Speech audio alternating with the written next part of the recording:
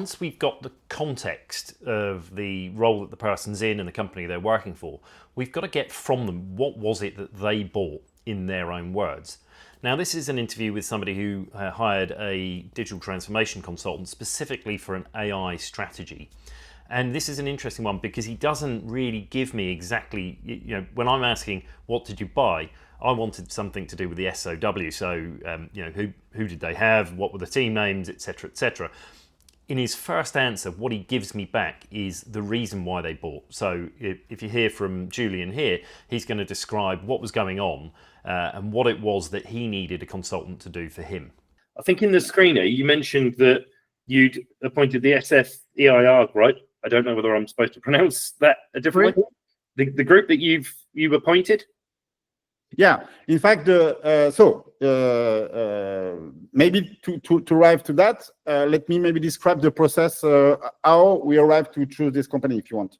Yeah, just before that, what would be really good is, in your own words, what did you buy? Like, what was on the SOW, or what did you think that you'd signed up for them to give you? In fact, I was waiting for them not directly to define the strategy, but to bring me the tools and the process to be able to define the strategy. Okay. That was one thing. And the other thing was, as I told you, almost everybody were on holidays during this moment. So I was also waiting for some, let's say, not bandwidth, but some hands to give me, to help me to, based on the process that I was expecting for them, I was also waiting for people, for supports from them to help me to execute this process during this month of August. So in this specific area, which was new, not only for Digital Virgo, but for, let's say, the world, I thought that we didn't have the skills. So that was one of the reasons why, for me, it was the right time to say, okay, we could try to do something, but we have only 1 month, so we are not sure that we're going to succeed in 1 month. So let's try to find some experts who have already done this kind of things, who will bring us some shortcut, some experience, who are going to share experience with us. With that, we will be faster. We will have materials to define this strategy. That's the idea. So what you see there is he's not telling me what he's actually bought. He's telling me why he needed it. So my team were on holiday. I had a strategy I had to create. I've got no skills in-house to build it. So what we had to do later in the interview is to dig deeper and to get a proper understanding of what was on the SOW, how long did the engagement last, which consultants were they, and what did he spend? So first days of August, I've signed up with We Envision. Yeah. How much did you spend, and what were the set of tasks on the SOW that they were? How much do you mean the money? Yeah, how much did it cost? And 80,000 euro. Okay. And I've worked with them from early August, let's say, up to end of December. Okay, so this is to end of December. Yeah.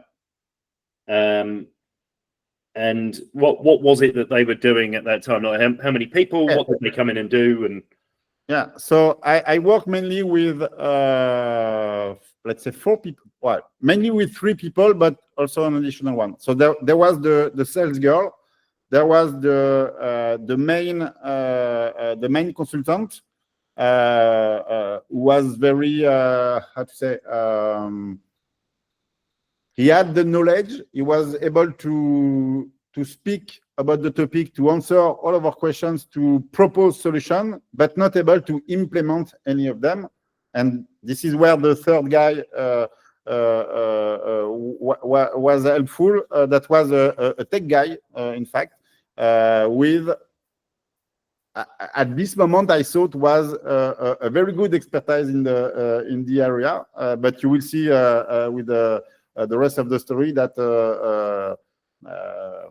well, it was not really like that. And this guy was also working with a developer, in fact, but I didn't speak too much to the developer.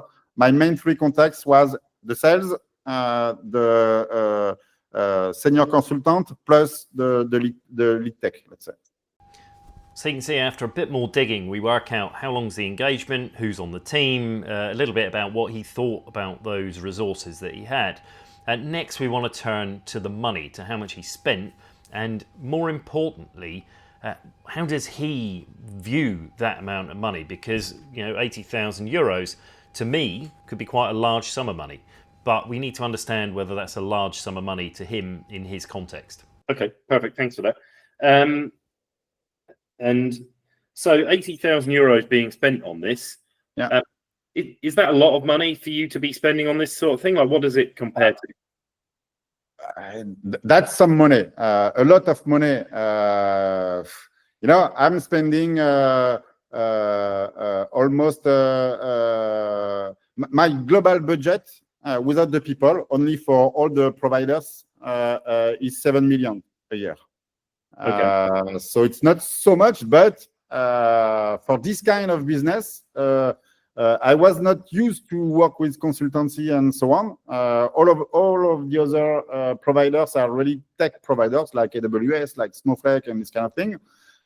So for this kind of project, well, I don't want to say it's a lot, but it's starting to be some money. Yeah.